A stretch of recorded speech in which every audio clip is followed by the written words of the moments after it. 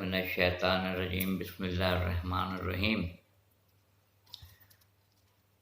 آج 7 محرم الحرام ہے، سن 1442 ہجری اور 7 محرم الحرام۔ 7 محرم الحرام سے خیام حسینی پر پانی بند کر دیا گیا، پانی کی بندش ہو گئی۔ 7 محرم سے پانی بند ہو گیا تھا اور فوج اشقیہ کا حکم تھا کہ ہر شخص پانی پی سکتا ہے، ہر شخص، یہاں تک کہ حشرات الارض، جانور تک پانی پی سکتے ہیں دریائے فرات سے، مگر خیام حسینی کی طرف ایک قطرہ پانی کا جانے نہ پائے۔ اتنا پہرا سخت تھا کہ اہل بیت کے خیمے تک پانی نہ جانے پائے، باقی سب کو اجازت تھی، سب پی سکتے تھے۔ میں حیرت صرف اس بات پہ کرتا ہوں کہ جو رسول خدا صلی اللہ علیہ وآلہ وسلم کو حوض کوثر کا مالک سمجھتے ہیں اور شفاعت کا اختیار اللہ نے ان کو دیا ہوا ہے، وہ اس خوش فہمی کا شکار ہیں کہ بروز حشر ان کی نماز، ان کے روزے، ان کے حج، ان کی زکاتیں، ان کا جہاد اور جتنی نیکیاں انہوں نے زندگی میں کی ہے، جتنی، اس کا صلہ رسول خدا صلی اللہ علیہ وآلہ وسلم شفاعت کی صورت میں ان کو دیں گے، بالکل دیں گے، بالکل مقام محمود پر فائز ہوں گے، بالکل دیں گے۔ مگر اگر آپ نے ذرا سی بھی کدورت رکھی غم حسین سے اور آپ نے محرم الحرام میں ذرا بھی آپ نے اس کا احترام نہیں کیا، حد یہ ہے کہ میں یہ کہنے پہ مجبور ہوں کہ اگر ہمیں یہ پتہ چل جاتا ہے کہ ہمارے پڑوس میں کوئی مر گیا ہے تو ہم ٹی وی کی اور ریڈیو کی آواز کو آہستہ کر دیتے ہیں۔ تو میں نے لوگوں سے پوچھا کہ آپ کے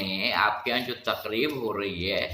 آپ نے جو اتنے بڑے بڑے ڈیک لگائے ہوئے ہیں جس میں گانے اور آپ موسیقی نشر کر رہے تھے، یہ آپ نے بند کیوں کیا؟ تو وہ کہتے ہیں برابر میں موت ہو گئی ہے۔ تو یہ کہاں لکھا ہے قرآن میں کہ برابر میں موت ہو جائے تو اپنے کاروبار کو بند کر دو، ہر چیز بند کر دو؟ یہ کہاں لکھا ہوا ہے؟ یہ کہاں لکھا ہوا ہے کہ موسیقی تو ویسے بھی حرام ہے، اس کا تو میں تذکرہ ہی نہیں کر سکتا ہوں کہ کہاں لکھا ہوا ہے۔ موسیقی تو چاہے کوئی بھی مہینہ ہو، 12 مہینے حرام ہے موسیقی، حرام کو جائز کیسے کہہ دیا جائے گا؟ جو ہم بھی کرتے ہیں، آپ بھی کرتے ہیں، سب کرتے ہیں حرام کام۔ محرم الحرام میں بالخصوص لوگ پتہ نہیں کیا دکھانے کی کوشش کرتے ہیں کہ عشرہ اول میں تیز آواز میں ریڈیو پہ گانے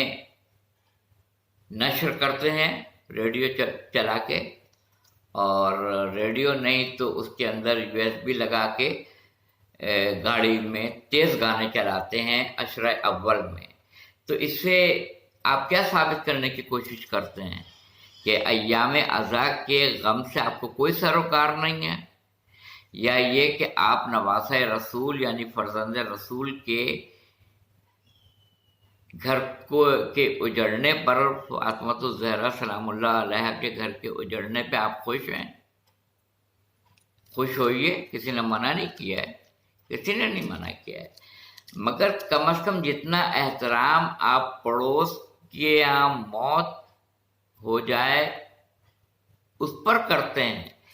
کہ آپ ریڈیو ٹی وی کی آواز کو آہستہ کر دیتے ہیں، کم از کم اس سے بلند مقام تو آل محمد کا ہونا چاہیے۔ میں نہیں کہتا ہوں کہ آپ بہت بلند مقام دیں، آپ سے جب بھی بات کی جاتی ہے آپ تو یہ کہتے ہیں بھائی 1400 سال گزر گئے، کب تک آدمی غم منائے گا، کب تک غم منائے گا؟ جب آپ کی اولاد چلی جائے گی نا تو آپ کو اٹھتے بیٹھتے سوتے جاگتے ہر وقت اپنی اولاد یاد آئے گی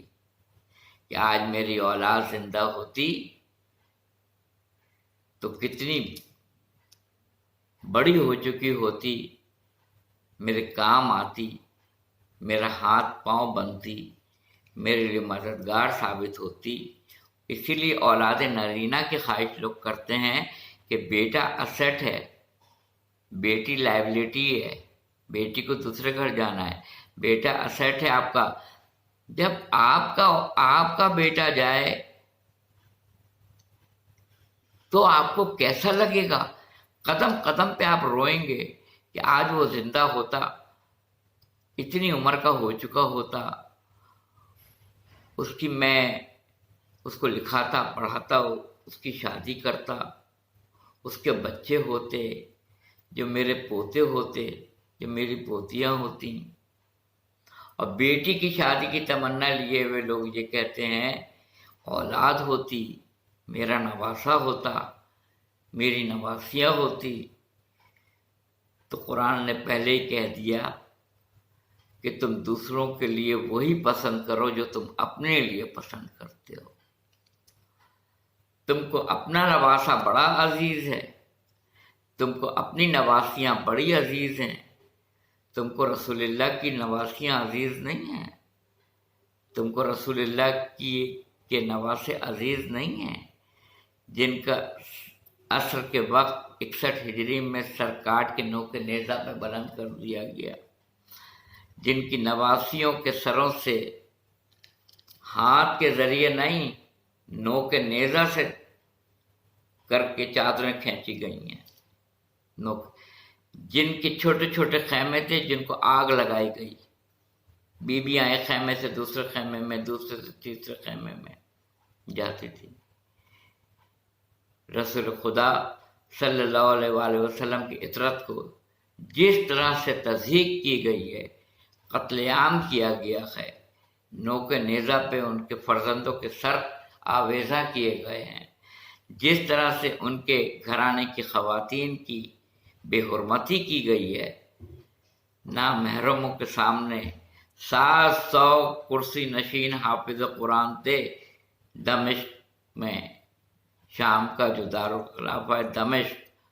وہاں پہ جب یزید بیٹھا ہوا تھا تو دربار میں اس وقت 700 حافظ قرآن کرسی نشین بیٹھے ہوئے تھے۔ جب علی کی بڑی بیٹی ثانیہ زہرا، شریکت الحسین، جناب زینب کبریٰ، جناب ام کلثوم اور اہل بیت کی خواتین اور امام زین العابدین علیہ السلام اسیر ہو کے لائے گئے۔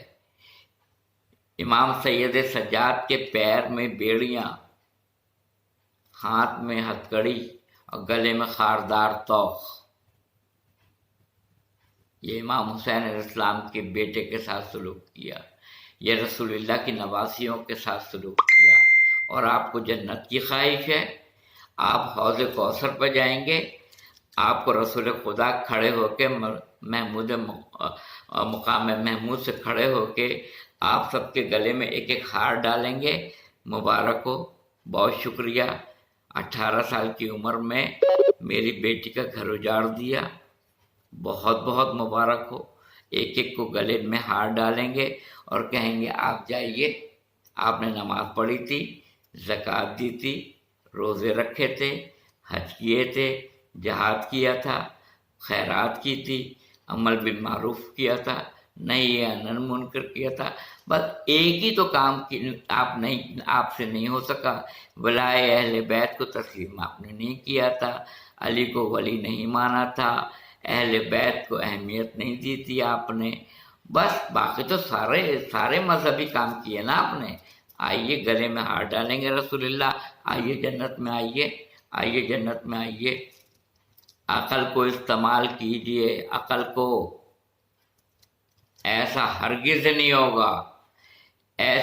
نماز،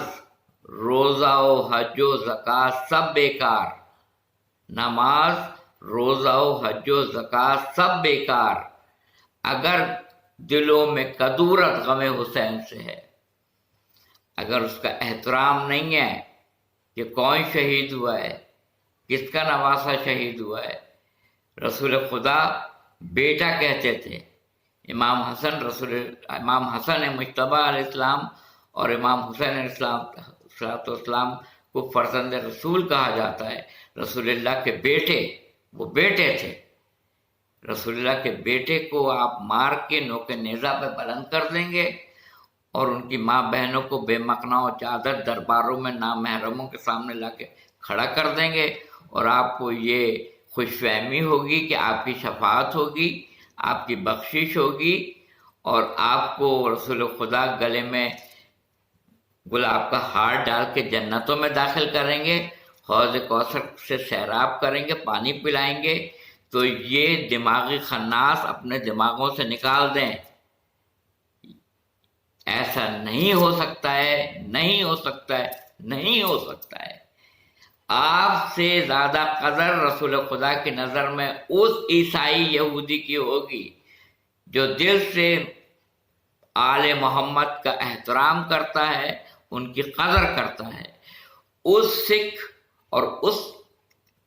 हिंदू का ज़्यादा एहतराम रसूल खुदा करेंगे जिसने कलाम में अपने ये साबित किया है कि मोहम्मद और आले मोहम्मद बरहक थे, जिसने अपने कलामों के ज़रिए वाक़यात करबला को उजागर किया और उसने कहा मैं भी हुसैनी हूँ, हर कौम पुकारेगी हमारे हैं हुसैन। इस खुशफहमी को निकाल दें कि नमाज, रोज़ा, हज और ज़कात और जहाद और अमल बिन मारूफ नहीं अनिल मुनकर आपको जन्नत में ले जाएगी। अगर आपने खानवादा रिसालत से मवद्दत नहीं की, मोहब्बत नहीं की, तो आपका भी ठिकाना वही होगा जो काफिर, मुशरिकीन और मुनाफिक का होगा। व आखिर दावाना अल्हम्दुलिल्लाह रब्बिल आलमीन।